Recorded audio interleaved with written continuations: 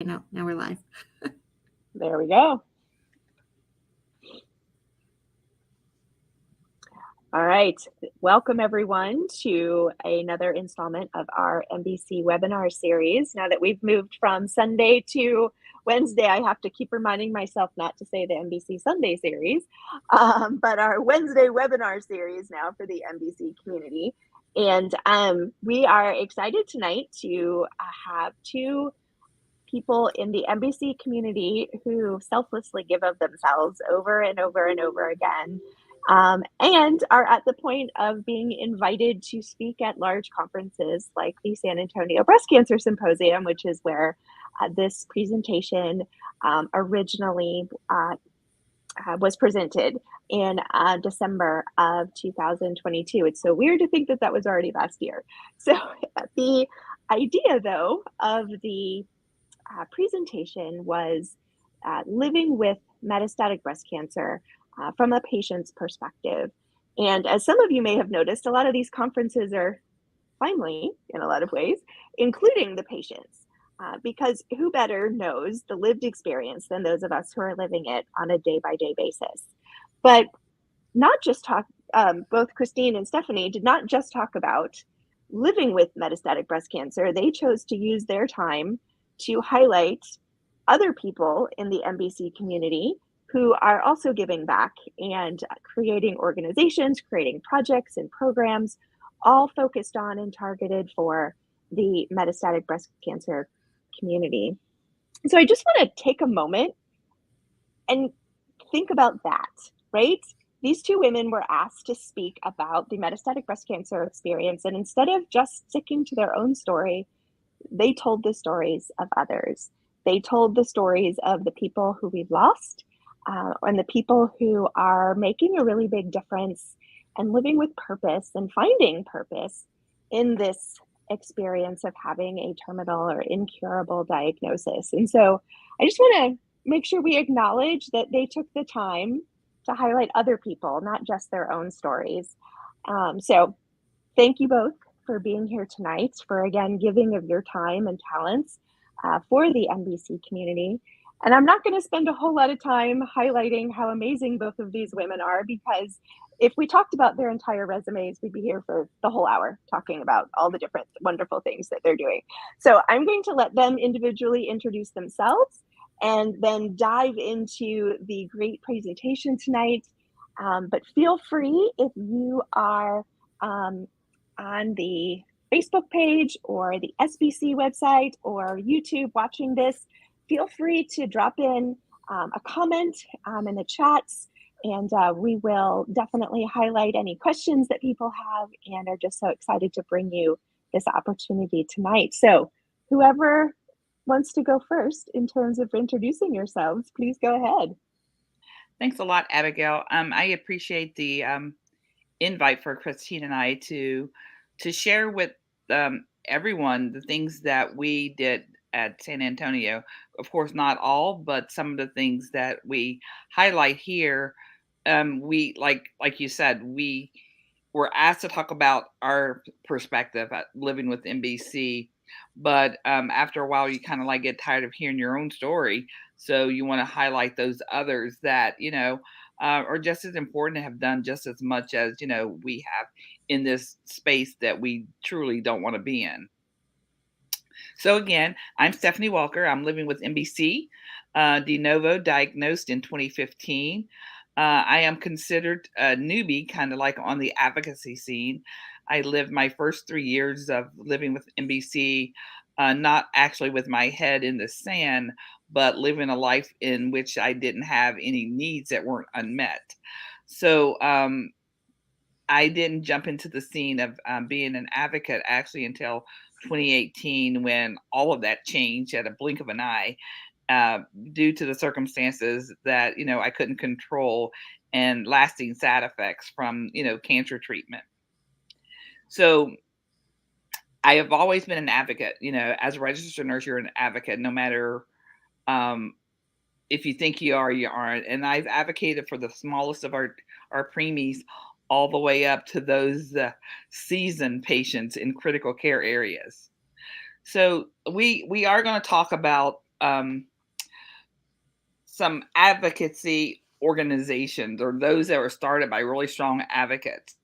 And the objective for our talk today is essentially to discuss um, the top concerns that we have when we talk about our NBC community, such as health disparities, the clinical trials, quality of care and survivorship, education and support, and the NBC research. This talk, we kind of like geared it when we were asked about it to gear it to advocates, so they kind of like know what's out there, what is available to them, and to see. A lot of times, we ourselves that are in this own space don't see what's around us. So, to give a heads up to those organizations, as well as to the cancer scientists, who those are stuck in a lab working on hopefully that new treatment plan for us that will extend our life and have a quality of life. So we are going to talk about we are we we're going to talk about advocates and sometimes caregivers, and we are going to talk about addressing the needs of the NBC community through patient advocacy. We want to talk about support. We are talking about emotional support, medical support, financial, and legal. We also want to talk about the education, which is, the advocacy organizations offer educational resources to help us, the patient, navigate our own cancer diagnosis. So not only are we living with this, we have to steer everybody else in the way that we want them to go in our own diagnosis and treatment plan. Also, we want to talk about policies. Patients do influence government officials to increase funding for cancer research and a quality of health care. This is kind of like a little bit out of my wheelhouse, but I always throw in whatever I can do, write a letter, send an email, visit somebody, to share my point of view, to get it to go our way. We can do that. Also, research. We use our own personal experiences, as Christine and I are here today, to inform scientific researchers and the research process. So, to start off with, we're going to start off with just a little bit of a few of the organizations with health disparities and racial inequities. First, we're going to talk about Tiger Lily. This organization is a bombshell. She came onto the scene. Mima Carmo is the founder. She came onto the scene advocating for Black women, women of color with breast cancer, not just metastatic, but breast cancer, and it's usually for the early stagers, those that were early diagnosed, and those that are young. Considered young nowadays is anywhere between 45 and younger. So this foundation does great for education on symptom management, side effects, community engagement, how to educate yourself and others regarding looking for signs and symptoms of breast cancer, preventive measures, as well as clinical trial information. And not to be outdone, you have Jamil Rivers there that has the Chrysalis initiative. That initiative is fairly new to us in the advocate world. I'm sure she's been working on it a long time. Jamil's organization focuses on addressing the biases of healthcare providers. That is the implicit, explicit, and organizational biases that they have.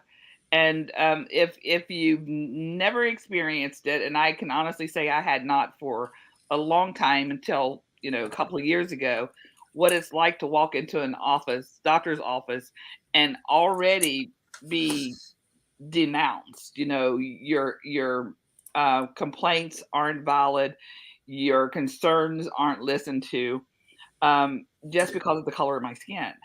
So, and I'm an educated woman. At least I thought I was an educated woman. So I can imagine if I feel that way, how does someone that does not have that same kind of an education, how do they feel? They leave beaten and down, downthrone already, still dealing with this disease process. We also have Valencia, who has Women of Color Wellness Alliance. She does a lot of yoga retreats and wellness, mental health, yoga. She's rocking it. If I could get in some of the poses that this lady could get into that I seen her in over the past weekend, um, it would be amazing. Also, a group on Facebook, which has a strong presence in the Black community of breast cancer, the breast cancer world, is the Shades of Brown. It's an information group that you can go to and post questions, get real life answers, and that is it's. I see the person above there, Bobby Albany, Roberta Albany, who has cancer in a know. She posts a lot. If an advocate is doing something for some reason, somehow Bobby knows about it, and she puts it out there on blast. Next, we have some like the rest of us. It's a fairly new one that is started by Marissa Thomas. She has the young ones there. They have came on the scene there. That's one of their famous pictures of, show all, do all right there, and they offer support also for the young breast cancer patient, whether it's metastatic or an early stage. We have the Miss in Pink, which is with Jasmine Sowers. She's the founder of that. She is doing big things and trying to also um, get patients, advocates, and industry together to work out some of their issues with biases and in health disparities. We have My Style Matters. We also have New Wave Vita, which is an organization I believe that is based out of DC. They It's not a clinic, but it's a Latino population based organization. And they focus on the outreach and education of patient navigation and mental health. Then the next slide you have Carrie's Touch, um, with Dr. Reverend Tammy Denise. This powerhouse is one, as long as with Jasmine and Marissa, that did the Black Women Speak at San Antonio in conjunction with San Antonio this past December with the Alliance and Become Project. So we also have Touch for Life, and we have also two powerhouse individual advocates. I call Bridget individual, but she started Sierra's Sister, which is on the West Coast. And I have to say that it's kind of unique because it seems like all of the organizations are East and South, but Bridget came on strong out there on the West Coast, holding strong, holding strong. And her organization, I think, has been around for years. And unfortunately, I can't tell you how long. I didn't do all my research, but Bridget is very strong advocate out there on the West Coast. We have Carla Harvey, who, she's rocking the advocacy world as she did her own military career. And, some of the advocates, I've been surprised that they are just as, they're different than what they were in their real quote unquote personal lives. I'm sure as in the military, I'm sure Miss Harvey had a thing or two to say, but in the advocacy world, she comes across as, quiet, but a powerhouse. She actually uh, came through a lot of times for the Become Project. She showed up and she also showed out. Our next slide, we're talk about clinical trials. We all know about Sheila Johnson there. She is also another one of our military veterans as well. She also has written a book there. If you see Sheila, she's always has a smile on her face. And, that is something that we, in the metastatic breast cancer world, the we patients, we can smile through some of the toughest times. And you just don't have any idea what's going on in our little brains at times. But Sheila is a powerhouse when it comes to clinical trials. She was actually on one and had done very well for a few years on a clinical trial. And that's my little thing there with the Alliance for Become, which was the Black experience of clinical trials and opportunities for meaningful engagement. I wanted to know what the barriers were when talking with Black patients regarding clinical trials. We have all heard the myth of, you know, don't do a clinical trial, you'll get a sugar pill, or you'll not get treatment at all. They'll give you a placebo, essentially. And, having to dispel some of the myths took, a lot of big time and effort to get that out of the way. So we really wanted to find out if given the opportunities, we found out if given the opportunities that Black men and women with metastatic breast cancer would definitely participate in a clinical trial. And all we had to do was be given the information, have that conversation, and be asked. We have Ricky Fairley. This lady blazes trails beyond blazing trails. She is the founder, CEO, and co founder of Touch, the Black Breast Cancer Alliance.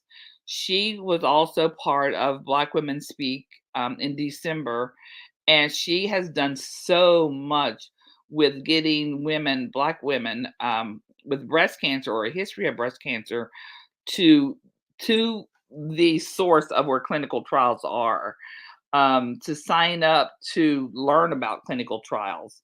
And she took her show on the road. It's like, it was better than the circus that goes from town to town.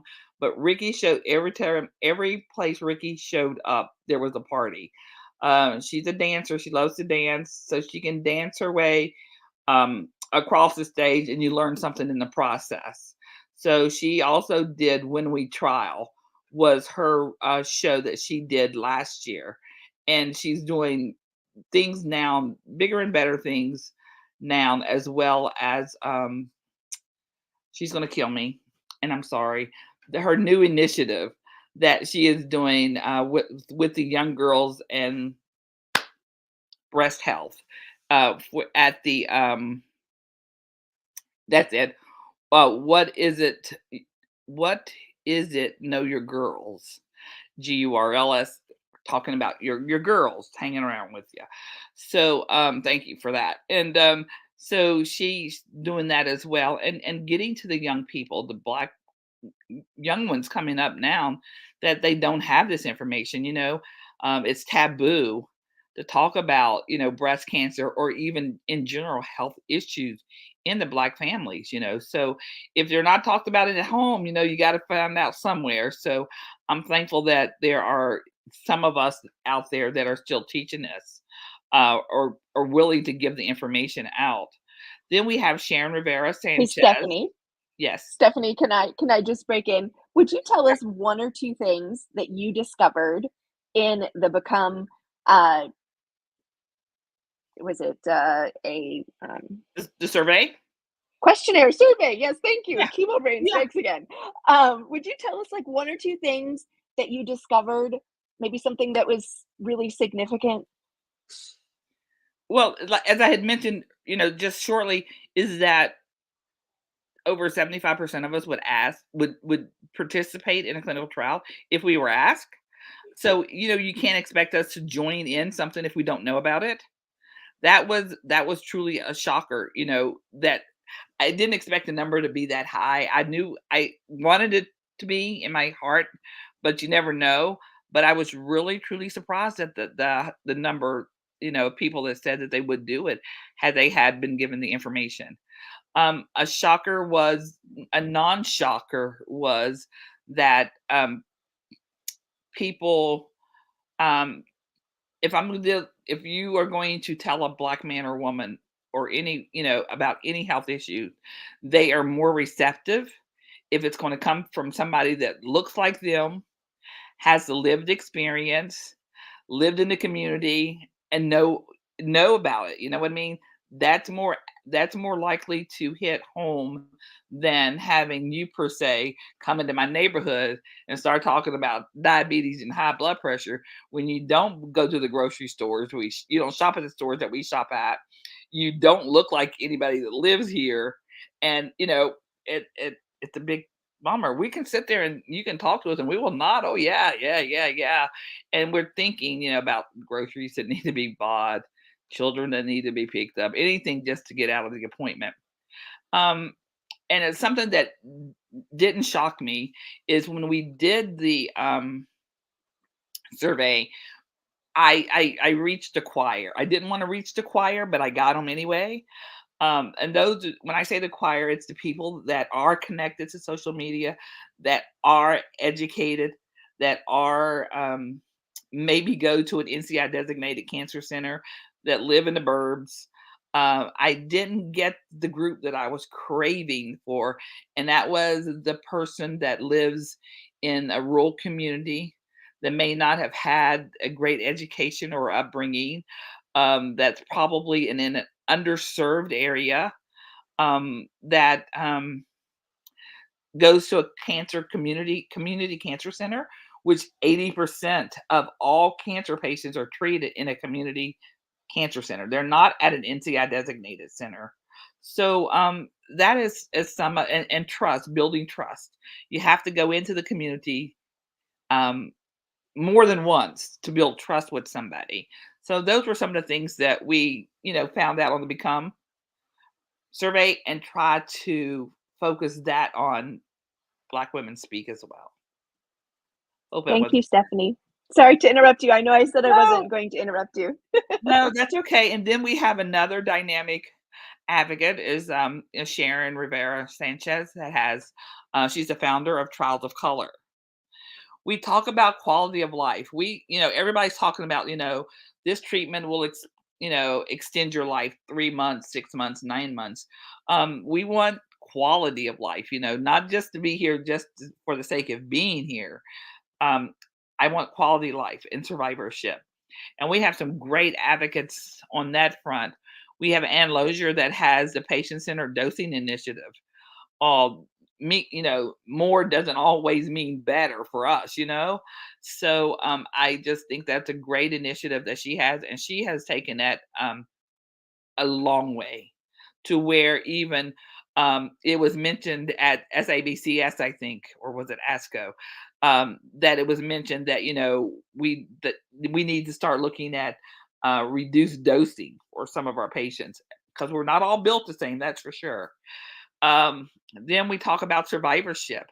You're diagnosed with breast cancer if you're an early stage, and you have a survivorship program that you enroll in or you take, and there's a beginning and then there's an end. For us living with metastatic breast cancer, yeah, we all had that beginning, but we know we're not going to have an end. Our end is going to look totally different than a regular survivorship program. And that's where Leslie Glenn popped up on the scene. I tell you, with Project Life, with her virtual house, which she offers so much to the NBC patient and caregivers.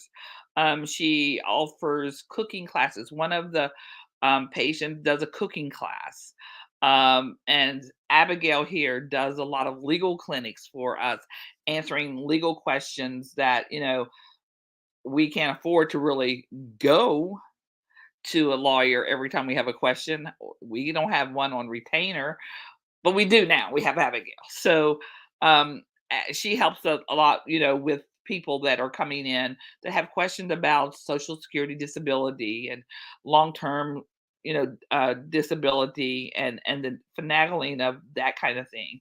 Um, she also does in her home virtual home. She has healing circles, art classes, classes for women that have children and how to communicate and have these children to hopefully grow up with a fairly rounded, normal life, living with the parent that has terminal disease. We also have the National Coalition for Cancer Survivorship. They do an advocacy program as well that many advocates take.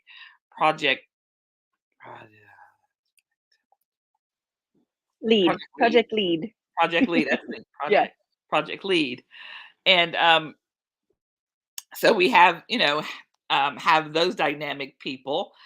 And we always talk about awareness and education when the NBC community. Um, Abigail has one that's called Living Out Loud.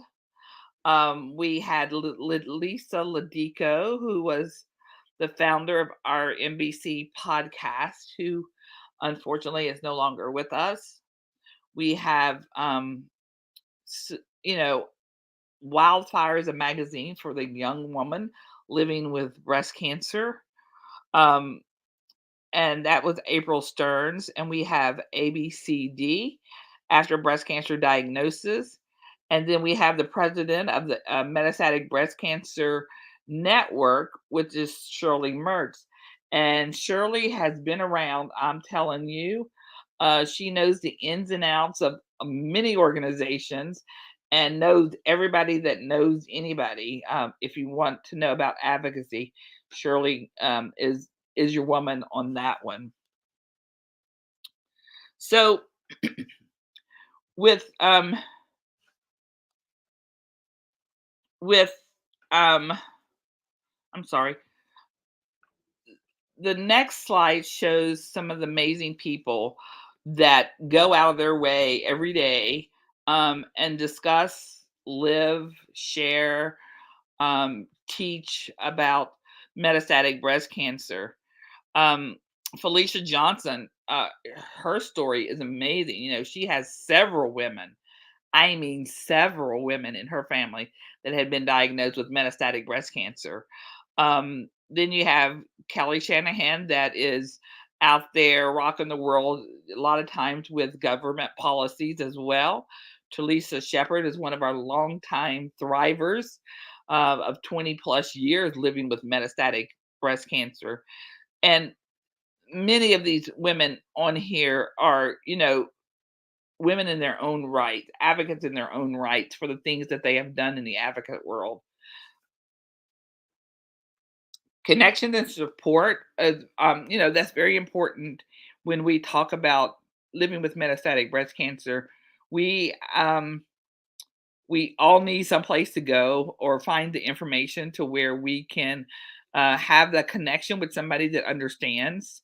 And these organizations that are just some of the organizations that provide that safe space for the advocate to live and to share, and that is living beyond breast cancer.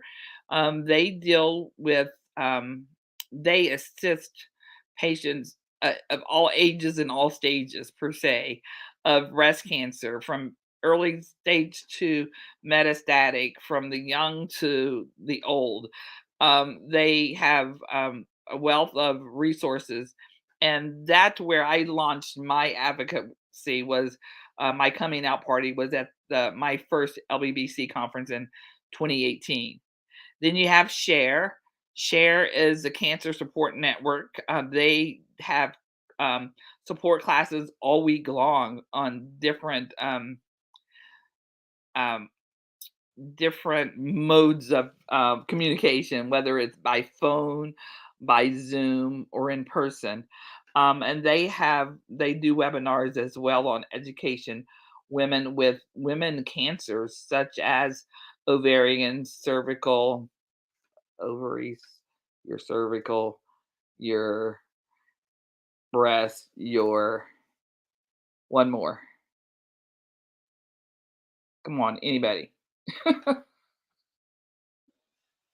I'll get back to it. But they deal with women cancers. Then you have the Young Survivor Coalition, which is an amazing organization. I learned a lot more about it this past weekend at their annual conference that was held in Charlotte. These are women that have been living with breast cancer for 20 plus years. And the turnout for metastatic patients with small but powerful. Some of those pictures of the advocates on the previous slides were there. So when they show up, there's always a party. And apparently, these young women, um, uh, sad. It was my first time going, very emotional. I just can't imagine living in a home um, with stage 4 breast cancer and having to raise another living, breathing human being, going through the things that people are going through, as well as, I can't imagine.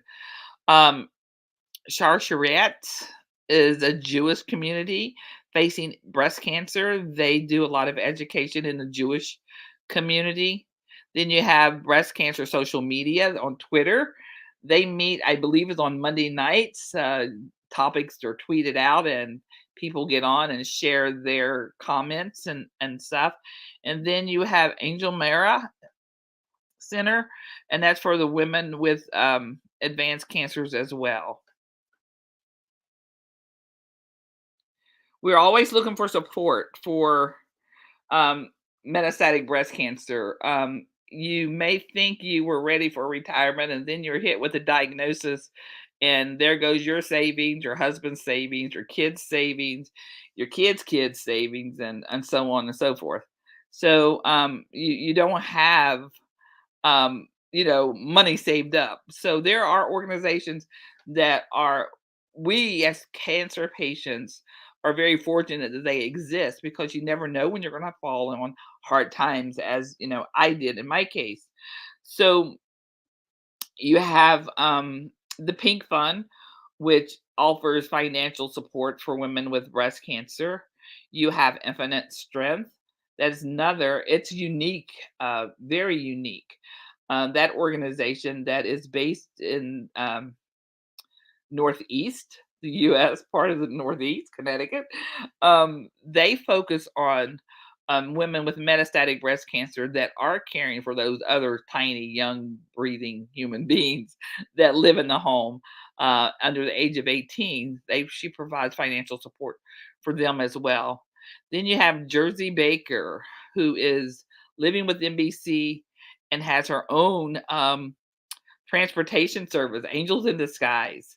She actually is non-ambulatory, and she actually is able to, she takes people to and from their cancer treatments, or to and from the drugstore, or pharmacy on the way home from their treatments, to make sure they get their meds. And I think that truly speaks volumes. And no matter how low some of us get, we're always out there wanting to make sure somebody else has as well. And then you have Lakeisha Gordon, who is the founder of Pink Shoes, and Shay Sharp's Pink Wishes, and Unite for Her. Unite for Her is another unique, fairly new organization founded by Sue Weldon, who didn't understand why, some of the things that she was asking for during her diagnosis, such as, complementary therapies such as massage, acupuncture, those kind of things weren't included. So she's making sure that women with metastatic breast cancer have the availability of those resources as well if they choose to. So she has a passport system for these women, and it's renewed every year that they can use passport stickers. There are so many stickers a year on different classes, whether it's food delivery baskets or exercise class, mental health. That's a great segue into um, the next speaker here. She has a wealth of knowledge and is always giving too. So, Christine, I'm going to turn it over to you. Thank you so much, Stephanie. And thank you guys for inviting us. We're really happy that we actually get to do an encore of this presentation. It was truly a labor of love. I think it took us a really long time. We would keep thinking, I have to add this person, we have to add this organization. So we literally thought about it for months and brainstormed who all we wanted to add to the presentation. And I want to acknowledge that we do recognize the privilege in getting sick of telling our story. We are very lucky to have lived this long with NBC and to be able to continue to share our stories. So we don't mean to discount our own stories, but yes, we're both tired of it. I have also been living with NBC since 2015.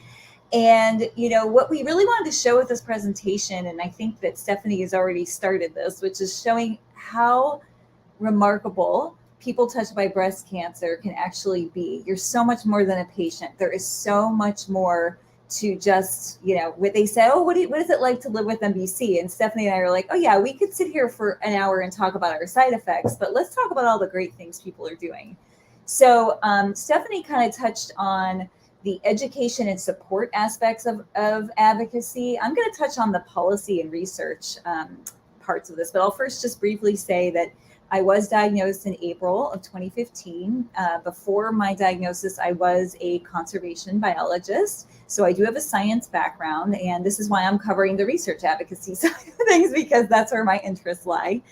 And, you know, I decided to leave my career as a conservation biologist to be a patient advocate full time because I really just saw a great need to serve patients. There just weren't that many resources for patients. And for me in particular, I was really interested in understanding the research behind breast cancer and learning more about that. So I'll talk about that in just a bit.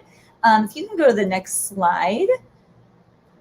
We can touch on public policy advocacy. And like Stephanie said, this is not her wheelhouse. This is not my wheelhouse either. I think it is amazing, though. I think that this is a really crucial form of advocacy. And pictured here are kind of giants in this realm. The only living person on this slide is Fran Visco. And I'll just pause to say, yes, we are talking about people who have passed away. And we are doing that because, first of all, I want to keep saying their names and I want their legacy to live on. Their work matters. Their work has made a difference. And even if they have passed away, it's still contributing. So yes, there will be a lot of people, but I don't want that to trigger you or make you feel, I mean, I can't tell you how to feel, but I'm hoping that you walk away feeling inspired with what these women have done, women and men. So as I said, Fran Visco is the only living person on this slide, and she is the president of the National Breast Cancer Coalition. She gave a testimony in 1992 that led to the DoD Breast Cancer Research Program. So if you've heard of this program, that was started by an advocate touched by breast cancer. And over $4 billion, and I said this in my presentation at SABCS, that's billion with a B, $1 billion has been appropriated to breast cancer research. That to me is just incredible. Beth Caldwell is also featured here. She was a civil rights attorney. She had a very loud voice, very candid. She liked to drop the F-bomb. She was unapologetic. She really made people uncomfortable, but it was really necessary to move the needle for metastatic patients. So she founded an organization called MedUp. They lobby for research. They took their cue from the AIDS community, organizing what we call die-ins, where people literally lay on the ground to demonstrate the number of people that die each year. These are very effective strategies. And we sadly lost her many years ago now, 2017. It was 2017. I actually got to meet her one time before she passed away, but she inspired the spin-off organization MedUp UK, and they also have a very strong presence now in Europe. They are really active, have several campaigns. One is called I Am the 31, that represents the 31 women in the UK who pass every day from MBC. Catherine O'Brien was known for, she was also just an extremely funny person. If you got to meet her, very witty, very sarcastic. She really challenged NCI and the CDC to count all people living with MBC. And if you're not aware right now, the only people that are counted are those that have passed away from metastatic breast cancer, or if you were diagnosed de novo metastatic, which is not the majority. It's only like 6 to 8% of patients are actually de novo. So there's this whole swath of people living in this country with metastatic breast cancer that we don't know about. We don't know how many people, we have an estimate, but she was really fighting to change that. Tori Geib was a dear, dear friend. She was also a giant in public policy advocacy. She changed the law in Ohio to prohibit these fail first drug coverage policies. She did a lot of other work that I fully don't understand because, as I said, I am not good in this space. I wish she could be here to tell you how all the work that she did, but she had a very strong voice, and all these women are just inspirations for us. You can go to the next slide. So while some people were inspired to change policy, there are others that were inspired to raise awareness about the lack of funding, and that's specific for MBC research. So MetaViber is probably the most well-known. It was founded by metastatic breast cancer patients. CJ is the only living co-founder, but to date, MetaViber has funded, I believe it's over 18 million in MBC research. I said 17 million at SABCS and I got in trouble. But honestly, it says a few different things on the website, so I don't quote me on that, but it's a lot of money. That's a lot of money for a volunteer-led organization. I'll talk a little bit, at San Antonio, I had to kind of rush through, but I'll talk a little bit about each of these. Hope Scars was founded by Laura McGregor. She was inspired by somebody who had brought a scarf to her while she was enduring chemotherapy. She also actually her profits went to funding MBC research. Twisted Pink was founded by Carolyn Johnson. She's an early stage survivor, huge ally though to the metastatic community. I don't know how she has time, but I'm always seeing her events and fundraisers, and it's all going towards metastatic breast cancer research. Metzgerades are amazing. If you haven't been to one, I highly recommend. They're black tie events. They're basically, what is that called? Like an auction, right? It's like they have the fast talking guys, and you're basically bidding on things. I mean, it's so fun. I spent so much more money than I needed to because I just was having so much fun. But all that money goes to MetaViber. It was started by Kelly Davis and Lisa Quinn.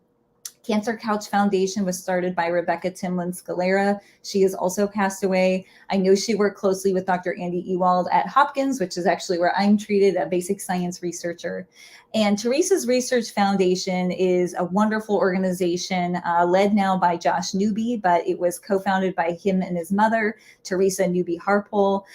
She passed from NBC, but Josh really tries to honor her memory with this conference. And it's an extremely collaborative conference. He's very patient focused. So we've got a really strong advocacy presence. It'll happen in August of this year. And if you're interested in learning more, you could just check out Teresa's research, or you can just look for NBC Research Conference. Let's see. Oh, and I also forgot to say this at the beginning, but we actually created a PDF of this presentation. And in that PDF, we are linking every organization and every person. If they have an Instagram, if they have a Twitter account, it's linked there. So don't feel like you have to memorize everything. There's a lot of information here. So we will make sure that we can get that to you guys if you're interested. You can go to the next slide. So as I was preparing for this talk, I was kind of researching all these, well-known organizations, because I was like, all right, I want to make sure I'm highlighting organizations that were actually inspired by patients.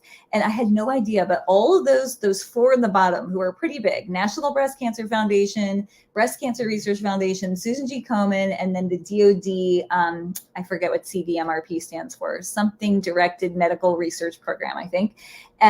Those four were all inspired by either patients or people touched by cancer in some way. And so, while some people are inspired to actually raise funds for cancer research, others are actually inspired to conduct research. So Susan Love is maybe the most well-known for this. She founded the Susan Love Foundation to accelerate breast cancer research. She is a breast surgeon and a cancer survivor herself. The Metastatic Breast Cancer Project I really can't say enough good things about this organization. They are amazing. We're led, I don't know who's actually leading it now. I should have looked that up, but it was originally founded by Dr. Nikhil Wagle and Dr. Corey Painter at the Broad Institute. Dr. Wagle is a medical oncologist, and Dr. Corey Painter is a cancer researcher and a survivor herself. So this is it's a really cool project, but you can basically send your blood and tumor samples to NBC Project, and they will then de-identify that information and then share it with researchers. So the whole idea is to accelerate discoveries faster and more efficiently through this collaboration. They were also really careful to make sure they involve patients at every step of the way, from the process, from the marketing, from the promotion. So they're just an excellent example of how to collaborate with patients. The Side Out Foundation was founded by Rick Dunnett after the loss of his mother to NBC. They're actually building a biomarker database, and they're offering a precision medicine analysis for MBC patients at no cost. And like I said, any of these that you're interested in, you can definitely check out that PDF. If you could go to the next slide, please. Okay, so now we're getting into my stuff. This is my comfort zone. So I originally started, my advocacy began with a clinical trial. Well, I should say it began with a list. I started making a list of trials that I might actually qualify for. I was very concerned that my cancer was not going to respond. I was concerned that I would need a clinical trial, but I couldn't really find one location where I could, easily access the clinical trials. So I started a list of trials that I would qualify for. That list kind of turned into a spreadsheet. And eventually I realized that it might be helpful for other people. And I created my own database and website called Storm Riders Network. Don't look at my website because it's really outdated right now. I'm really far behind. Okay, so you can if you want, but just don't get mad because I've been really busy. But I hope to update it in April. But I basically have a clinical trial database there, and through my work with the MBC Alliance, I learned that in fact there are other organizations doing this, and I got linked up with breastcancertrials.org. They also list trials, but one of the things we discovered was that they were missing a lot of trials, mostly because they were very focused on breast cancer only trials. And the truth is there's a lot of phase 1 advanced solid tumor trials that anybody can qualify for. You could have melanoma, you could have lung, you could have breast. So what I do now is I'm basically making sure that they have no gaps. So if they're missing a trial, I'm just kind of supplementing their work with my own. And that includes a lot of advanced solid tumor trials, which I've told them, I said, the truth is, as metastatic patients, if you've been on multiple lines of treatment, you're probably not going to be able to qualify for some of these breast cancer only trials. You're going to want a trial that is kind of for what they call all comers. So anybody with metastatic cancer. So they have now developed a metastatic breast cancer trial search. So it's specific to MBC. And the Alliance also has a really cool app called MBC Connect. You can input your information and it pulls all the data from breast cancer trials. So the three of us are all working together with the same database, and it'll tell you which trials you'll qualify for. And that's based on your subtype. That's based on the number of treatments you've had. So it's very comprehensive. And I know that the Tiger Lily Foundation, as well as Chrysalis Initiative, are working on some trial matching services as well. So you can go to the next slide. So little did I know, while I was looking at spreadsheets all day, and I assure you, my eyes were crossing. I was like, oh my gosh, how am I going to do this? I didn't realize I was actually training myself to become a research advocate. I don't recommend it to go that way because there's actually all of these other programs and trainings out there. I just didn't know about them. Another reason why we want to do this presentation, so you don't have to be like us trying to find our way in the dark. You can actually know, hey, these exist. So these are just some wonderful people and organizations listed here. I think the one program, we've already mentioned it, Project LEAD, it's the National Breast Cancer Coalition, what we mentioned before with Fran Visco as the executive director. Project LEAD is just an intensive scientific training. It was really where I was inspired to create my organization about bringing patients and researchers together. So if you're interested at all in research advocacy, that is like definitely one avenue I would check out. Susan G. Komen has the Advocates in Science. We listed Alamo on here because the Alamo Breast Cancer Foundation hosts what they call hot topic mentor sessions, and that's in the evenings at San Antonio. They're awesome. They're really great. And what they do is they literally just go through all the hot topics of the day, and they have a small panel up and they discuss it, and the patients get to ask questions. So that's why we included it there. Bob Ryder is an advocate in New York. He connects cancer survivors with cancer researchers at Cornell University. He's a prostate and breast cancer survivor, very experienced. And at the presentation, I said, if you see him, give him a hug, because he's literally the nicest guy I've ever met in my life. On the right side here, we've got a bunch of different advocates who are all, advocates in their own right. They're well represented in different conferences. They're mentors of mine. Sandy Spivey has passed away, but she was a friend, and she actually got me really involved in the Advocates in Science program, which I think is an excellent training program. If I have to say, it's one of the best for learning how to review a grant. I think they give you the most direction in how to do that. So definitely check them out if you're interested. Research Advocacy Network was founded by Elda Rayleigh and Mary Lou Smith, and Patient Advocates in Research was founded by Deborah Collier. So these are also other resources if you're interested in research advocacy. All right, next slide. Did FORCE come up at all? I don't know if you guys have talked about them, but Facing Our Risk of Cancer Empowered is another wonderful organization specific to hereditary cancer, and also has a great training program for research advocates as well. So I just wanted to throw that in there. Yes, they are coming up, but I wasn't bringing them up good. in research advocacy training, so I didn't realize that. That's great. Thanks for mentioning that. See, you learn something new every day. So all the folks on that previous slide and the organizations really were the inspiration for the organization I co-founded along with Julia Mauis called GRASP. And GRASP stands for Guiding Researchers and Advocates to Scientific Partnerships. And we were inspired to do this after a meeting at ASCO, where I happened to be walking through the conferences, the posters at the conference, and I ran into Corey Painter, who I mentioned earlier, cancer researcher and survivor, and we walked through together. And at the end, I said, "Why isn't this happening at every conference? I want my own scientific interpreter." So that's what we do. We host these poster walkthroughs. Sandy Stanford is on here because she was the one who really took a chance on us. We kind of accosted her at ASCO and said, "Hey, we have this idea. Can we pilot it at San Antonio?" And we did in 2019. And that's actually Abigail in that picture with the short, stylish haircut.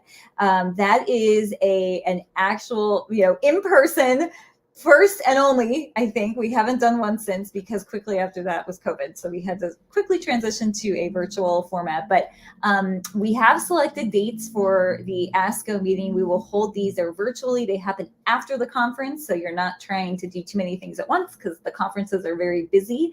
And we don't have anything up on that. That is cutting edge information. I have not even updated the website yet, but it's going to happen June 14th and June 15th. You can go to the next slide. So here's where I was going to actually mention FORCE. So, as I said, I hope what we've demonstrated so far is that their patients have really taken upon themselves to address these gaps in research and support. And it could not be more true for these rare and special breast cancer populations. Lee Pate was the co-founder of the Lobular Breast Cancer Alliance, which really put lobular breast cancer advocacy on the map. Sadly, we did lose her this past June, but her legacy lives on. She mentored all these patients in Europe, and there's a strong presence there now. And their goal is really to raise awareness about the lack of trials for and the lack of funding for research for lobular breast cancer. Ginny Mason is a dear friend, also a mentor, and the president of the Inflammatory Breast Cancer Research Foundation. And like the lobular folks, she really works to ignite this interest and passion in researchers to study inflammatory breast cancer. So it's not just about raising awareness to the advocates, it's and to the patients, it's about raising awareness to the scientists. We also have the Male Breast Cancer Global Alliance and FORCE, as Abigail mentioned. We can go to the next slide. So this is just another initiative that I lead through the Metastatic Breast Cancer Alliance. It was inspired after the loss of my friend Marina Kaplan. Marina had been living with TNBC for almost 6 years. And in the last year of her life, she developed brain metastasis. And I saw her trying over and over again to qualify for clinical trials, and she could not. And it was really devastating to watch. Around this time, I also lost another friend to breast cancer, but she had brain metastasis. She was on the Destiny trial, and her brain mets actually melted away on that trial, but her liver progressed. So she ended up dying from liver failure, but it still just showed to me that there was like a real gap here, that the patients weren't able to access trials. There wasn't enough, there weren't even that many trials for these patients, and that when it was working, they were still kicked off the trial. So I was very frustrated, and I wanted to do something. I went through the Alliance to see if we could start this initiative. And these are kind of a combination of founding members and current members. And we together have identified all these unmet research needs. And we work really closely with experts in the medical community. From that came a website. If you are living with brain metastasis, I highly recommend you check this out. It's nbcbrainmets.org. It's hosted by Share, but nbcbrainmets.org is its own website. It's extremely informative. We've got interviews with experts, patients, we've got blogs, I've got clinical trial search engine here specific to breast cancer brain mets. I think it really will give hope to those facing this diagnosis. So I do want to mention one thing. I do pride myself on making sure that any project or panel that I am involved in has a person of color. And I want to acknowledge that this slide does not have a lot of diversity. And there is a reason for that. I have lost 4 women in this group, and 3 of the 4 were Black women. So I want to acknowledge that, you know, Black women are dying at a 40% higher rate than white women from breast cancer, and we just need to do much better. So I'm just so grateful for all the organizations and people who are working to end that racial disparity that Stephanie had talked about at the beginning of her talk. Next slide, please. So we still have so many disparities and so many lives lost to MBC. Pictured here are over 100 names of people that have died from MBC. And believe it or not, that's actually less than the number of people that die every day from this disease in the US. So, you know, when I gave this talk, we had scientists, clinicians, and researchers in the audience, and I basically pleaded to them to say, please recognize how powerful patients are and how important their lives are and how they can improve your work. They can improve research if you engage us, that we can actually accomplish a lot. And for the patients, I really hope that we've inspired you, that you are so much more than your disease, and there are incredible things that we can accomplish. And I think our running theme, Stephanie and I had said, we really want, not to sound too kumbaya, but we want to see more collaboration. Many people were surprised at like how many organizations are a lot doing the same thing. And so one of our, you know, kind of take homes is like, if there's something you want to do, try not to reinvent the wheel. Go for the people who are already doing this and doing it well, and collaborate. And put the ego aside, and let's make sure that we're collaborating, not just advocates with advocates, but advocates with scientists, so we can actually have a fighting chance at ending this disease. And that's all. You can go to the next slide. That's our contact information if you're interested in. Oh, it's 7:57. I didn't even know what time it was, so I'm glad I finished on time. No, you're great. You finished great on time. And I just want to acknowledge too that there are a lot of wonderful organizations that you guys talked about, a lot of wonderful advocates that you talked about. How amazing is it there are so many points of pain in the patient experience, that patients are creating these organizations to fill the gaps that are really left by healthcare. Yep. Not to say that there's anything wrong with how healthcare organizations look at things, but we, the people who live with the disease, know how to meet the needs of our community in really different ways. Yes. So, you know, terrible that there's so many points of pain, that there are this many organizations, but at the same time, how many wonderful people have stepped into that gap as well. Stephanie, did you want to chime in? Not at all. What you're saying is so true. And like Christine said, let's not reinvent the wheel. Let's break down some of these silos that we have and put our egos aside. There's enough of us dying out here that every organization can have a couple hundred of us, but let's not keep doing the same thing over and over and over.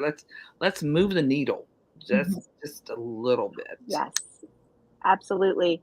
And one point that is, or one area that's really near and dear to my heart that came up at San Antonio as well, is that there are lots of people who would like to get into advocacy. There are lots of people who would like for their voices to be heard and find a sense of purpose in this very difficult thing that they're experiencing with an MBC diagnosis. And during San Antonio, there was some discussion on social media that there might be a perception that there's a quote unquote in crowd in MBC advocacy. Mm-hmm. And so I want to let you guys know some of these things that within the MBC community we're looking at, hoping to move that needle. So in April, on April 5th, we're going to have a podcast through our MBC Life, which was one of the organizations highlighted tonight, talking about how a person with MBC can get into advocacy. And you're going to hear from Stephanie. She's going to be on that podcast talking about how someone of color might break down some barriers and enter into advocacy. And then in the summer, in June, with Project Life, we're going to have an advocacy boot camp where people who have not found their niche, have not found where they fit in advocacy, can come learn and then be paired with an advocacy mentor. But I'm going to say now what I said on social media during San Antonio, which was, if you want to get into advocacy, find an advocate that is doing the thing that you want to do and ask them. You just saw, ask them for help, ask them for mentorship, ask to, how did you do it, right? You saw Christine and Stephanie's contact information, and I'm just going to say either of them will talk to you if you want to get into the advocacy that they're doing. This is, Abigail, we are overextended. We're tired. We're ready. We're ready. We're ready. I have that baton. Yeah, I mean, any patient advocate you talk to, they're going to say, yeah, I'm tired. I'm tired. It's a lot of work. So there's so much work to be done. There's so many places that we can put you into. We're happy to help guide that and help have those discussions. Yes. And I do not know of one advocate, maybe there's one out there that I haven't met, but I don't know of any advocates who would not at least answer your email and say, here's a couple of things that worked for me, right? Yes. The thing that I think is difficult for some people, and this is just my own personal opinion, is that advocacy is based on relationships. And so when you get to know some of the people on the slides, when you get to know the people at the different pharmaceutical companies or different researchers, once they know you and feel comfortable with you, you will get more requests than you can handle. Mm-hmm. And so that's why I think it's so important for people to get to know each other within the MBC community, so that when there's an opportunity, somebody comes to mind. But also remember just that it's not about an in crowd or people who are excluded. It really is about relationships and who knows who feels comfortable with a particular person. What your advocacy niche is, you become known for that in some circles so that people call on you when you fit what they're looking for.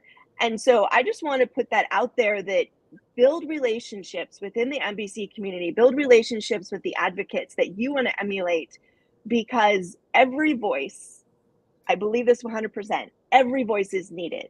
Mm-hmm. All of us speaking up are so much more powerful than just a few people.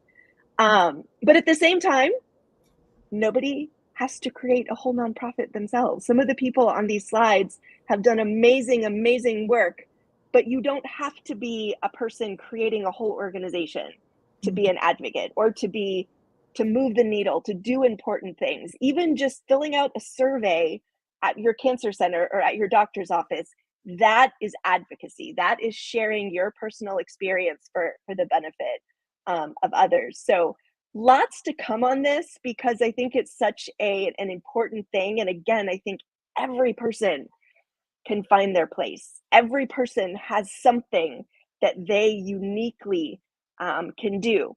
And if you are an experienced advocate like Stephanie, like Christine, like so many of the other amazing people, find somebody to mentor, find somebody to train, find somebody to replace you, because we will all reach the end of our energy. We will all reach the end of our spoons. We will all reach the end of what we can do individually, and how much more can we do together. So there's my call to action for tonight, because I think that we really need everybody in order to move the needle as much as it needs to be moved. So I know we're at the end of our time here, but Christine or Stephanie, do you have any last words you'd like to share with the audience? No, just thank you. Thanks. So I warned you ahead of time. I ask everybody to come up with a word that they feel describes our discussion tonight. And I always call on Laura first so that the panelists can think. So Laura, what's your word for tonight? This is my favorite part of the conversation. And Abigail will be very proud of me, because normally I come up with a phrase, but I actually have a word this time. And my word tonight is plethora. Just a plethora of resources, of information, and relationships and people. And this was phenomenal. Thank you guys. Busting out the SAT words tonight, Laura. All right, Stephanie, what's your word for tonight? Oh my gosh. I probably a favorite standby is phenomenal. Just being in the presence of you and Christine and what you guys have done in advocacy. It's great, and I'm just so appreciative of the chances to be able to share and to say, it's not all about me. I just want somebody to help cure me or to make sure that my daughter doesn't have to go through this. So phenomenal women. Such an important reminder that so much of what we do in advocacy doesn't actually help us. It helps the people who are coming after us. But such an important reminder. All right, Christine, you're up. What's your word? Well, I think I said the word a lot while I was talking, but inspiration. I hope that you have found some inspiration from these slides. I hope the presentation offers inspiration and gives you some hope that if you aren't well enough to do the work, there's a lot of other people that have your back. And if you are well enough, there's plenty of work to be done. So happy to help in that. Oh, yes. Very true. Thank you, Christine. We've got a couple of people in who are watching who are throwing out their words. Amy Ellen is saying intrigued. Gary says cherish. I think that's a different take on what we've discussed tonight. If you guys don't know Gary Thompson, he lost his wife, Maureen, to MBC. And oh gosh, I'm so sorry, Sonobu. I'm so sorry, I've totally butchered your name, but she said thankful.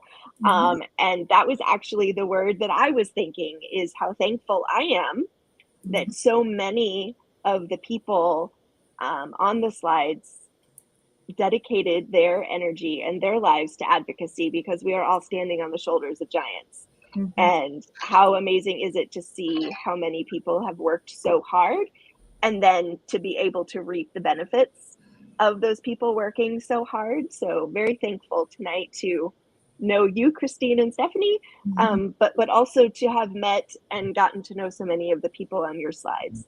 So thank you both so much for being here tonight. Wanted to highlight just a few things coming up on our SBC calendar. This weekend is our reprisal of the Legacy Workshop for those of you living with MBC. So that is starting at 2 p.m. Eastern. Sign up on the events page. If you came last year to our Legacy Workshop, this is designed to build on the last one. However, you don't have to have attended the last workshop. You can come cold to this particular workshop as well. So we're very much looking forward to talking about how to leave a legacy behind and all the different ways that can be done. And our theme for some of our workshops coming up is going to be surviving survivorship. So stay tuned for that, as well as our Thursday Night Thrivers group. Last week was the MBC breakout room, so MBC breakout room will be next week. And if you haven't come to the Thursday Night Thrivers peer support discussion laughing group, because that's half of what we do, please check that out and RSVP also on the events page. There's also a WhatsApp group to stay in touch with each other in between the actual sessions. And I am currently working on scheduling upcoming webinars for March, focusing on working with MBC, as well as the process of seeking second opinions. So stay tuned for those webinars. They'll be listed also on the events page. And let me just give the dates. The 8th and the 22nd of March are the dates for March. So hope you will join us for one of those events. And Laura, did you want to talk about the new offering in Spanish and the other exciting things at SBC? Sure, absolutely. I mean, just like all the amazing stories that we've heard and the amazing organizations, I mean, there's just so much work to be done. And so one of the areas that we're focusing on as of recent is the translation and transcription of all of our programs now into Spanish. And so for anyone who is preferring programming and services in the Spanish language, our U.S. Hispanic and Latino population, or actually global, anyone who's looking for that type of service. We have now weekly newsletters. We just launched our podcast, Después de un Diagnóstico, in Spanish as of January. And then now we have our sort of Thursday Night Thrivers. We have our Tuesday Night Thrivers offered in Spanish. We're starting an embroidery class because the community told us they wanted to get into the arts and crafts and, kind of meet up and, kind of form that type of circle and community. So again, so many resources, and thank you all for informing us as organizational leaders, so to speak, of what you are looking for and allowing us the opportunity to go out and fight for funding and creating something that you guys can benefit from. So thank you. Thanks, Laura. And we just got confirmation tonight that SBC is going to have a table at the Living Beyond Breast Cancer MBC conference coming up at the end of April. Registration just opened this week. So if anybody is interested in gathering with other MBC patients, that is the last weekend of April. So the 28th, 29th, and 30th in Philadelphia. So Yes. I know I'm going to be there. Are you ladies coming? Yes. I know Stephanie's going to be there, maybe Christine. So hopefully people will be able to have more of these opportunities to connect in person here in 2023.